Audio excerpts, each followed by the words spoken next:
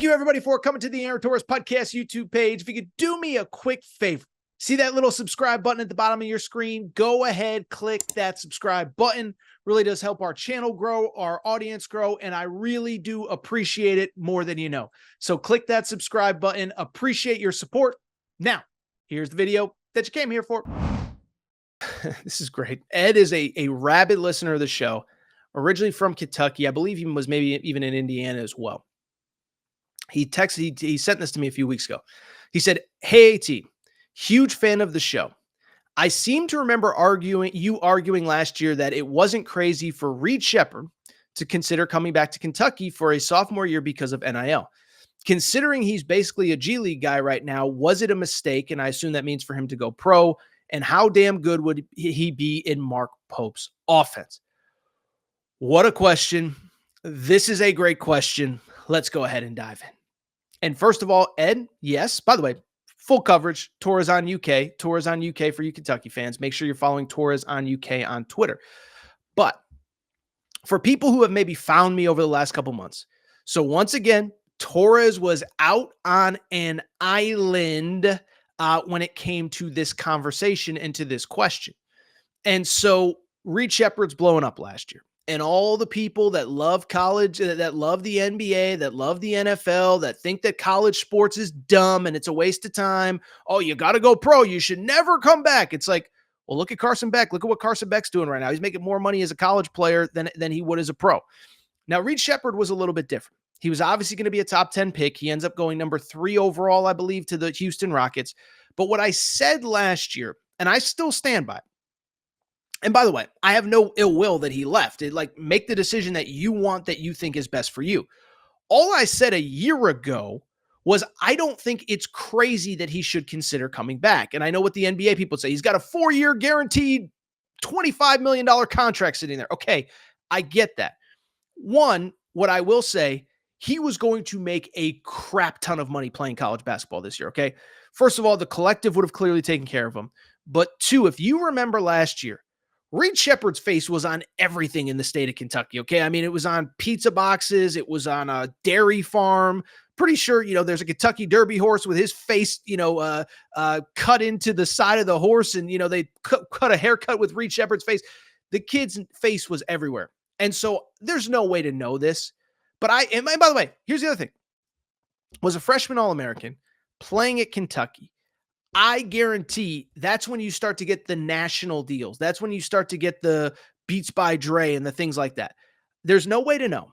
But I feel confident saying that if Reed Sheppard had come back to Kentucky, he would have probably made somewhere north of $5 million. I don't think that's hyperbole, and it wouldn't have just come from Kentucky. It's what we said about AJ DeBansa a few weeks ago. People are like, oh, he's going to make $7 million from BYU. No, he might make $7 million, but he's got to deal with Red Bull. He's got to deal with Nike.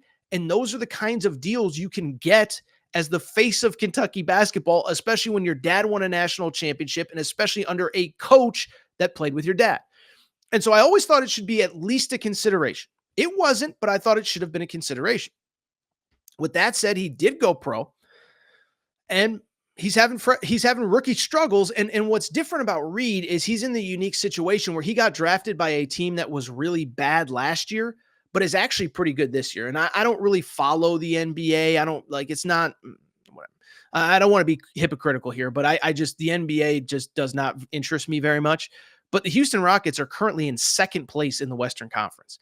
And because they're playing really well, because they brought in some vets, because some of their younger guys like Jalen Green are starting to play at a really high level, there's just not a lot of opportunity for Reed Sheppard to grow. A lot of times you get drafted by a bad team, you got to play right away because they got nobody else. That's not the Houston Rockets. And so he spent a bunch of time in the G League. He did come up, but he's not playing. And so I never thought it was crazy that he should come back. He is not playing in the professional ranks, at least not at the NBA level. But here's the fun hypothetical. Could you imagine this kid playing at Kentucky with the current team in Mark Pope's system? Because last year, it was insane. I went back and looked it up. He averaged about 13 points per game. Let me pull up the numbers exactly. 13 points per game, about 4.5 rebounds, 4.5 assists, and 54% shooting from the 3-point line. Now, part of it was the offense was actually functional last year because they had John Welsh as they called him the offensive coordinator or whatever. But 12 and a half points, 4 rebounds, 4.5 assists, and 52% from the 3-point line. That was as a true freshman in maybe the toughest conference in college basketball. Now he comes back. And I think a couple things. One, he fits perfectly into the Mark Pope system. Imagine he shot 52% last year in that old system when he was also sort of the de facto point guard. DJ Wagner was out with injuries at various times. Rob Dillingham was more off the ball. Now, can you imagine him in this Mark Pope system? I still think they probably would have recruited Lamont Butler so that Lamont could play on the ball. Reed Sheppard could play on and off the ball. I always thought that was where he was best. Not just setting other people up, but other people helping set him up. So now you have him. Maybe you have Jackson Robinson. Maybe you have Otega Oweh. Maybe you have Kobe Bray. You probably don't have all of them, but Reed Sheppard is actually exactly what Kentucky is missing. What has been my biggest criticism about Kentucky, and if you listen to this show, you already know what I'm going to say. My biggest criticism has been that I just feel like maybe up until the last game or two, I don't know what I'm getting from anybody. I don't know what I'm getting from anybody consistently on any given night. Now, Lamont Butler's great, but he's not always a guy that's going to get you 14, 15 a game. Some nights he's going to get you 6 points and 11 assists. Sometimes he's going to get you 33 points.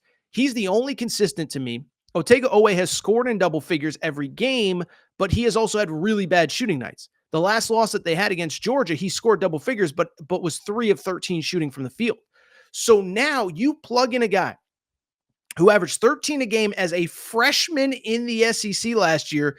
It just shows you how freaking good this team would be and how good he would be in this system. And I think he's that 12. I think he's that 18, 19 per game guy that potentially puts you in position to get you that every single night where you don't have to wonder, are you going to get it from Kobe Bray? Are you going to get it from Jackson Robinson? Are you going to get it from Lamont Butler? No. He's that guy that gets it to you every single night. So he's perfect for the system. He's the exact guy that they need. And I cannot imagine what he would be like in this system.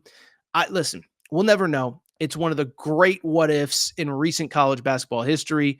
But boy, oh boy, what a fun question that was. Shout out to Ed. He sent that to me like 2 or 3 weeks ago. I've been waiting for the time to bring this up, but it's an incredible one.